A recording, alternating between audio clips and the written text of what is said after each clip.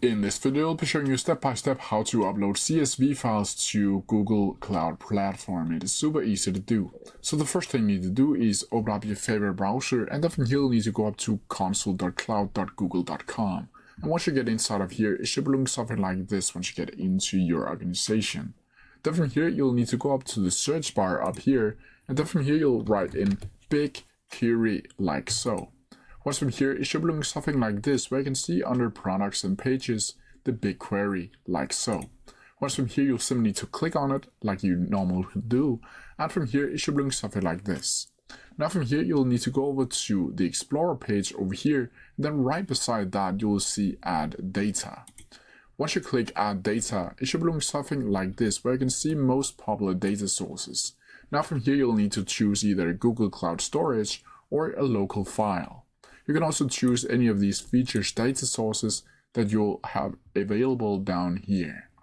From here, you'll simply need to add in the local file and then upload the local file from your computer. Once from there, it should look something like this, where you can see that you can upload it right here, or you can add it to an empty table or do any of these other ones. From here, you can select the file by clicking Browse, like so, and then you can see down here, choose the file format, where you'll need to click the CSV. You can also click on any of these other ones down here if you want to do that.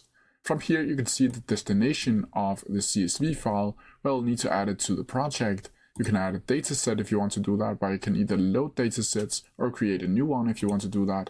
You can add in a table, and when you scroll down, you'll be able to add the schema, where you can auto detect or edit as text if you want to do that. From here, you can just really go over all of these other options. And from here, you'll need to click Create Temple. Now, as you can see, the load job has been created and the text has been created. And now you'll be able to go over to Go to Table. And from here, it should go over to the specific CSV file that you've just uploaded. If it doesn't do that, you'll be able to go over to the Filter By section over here and then find it right here.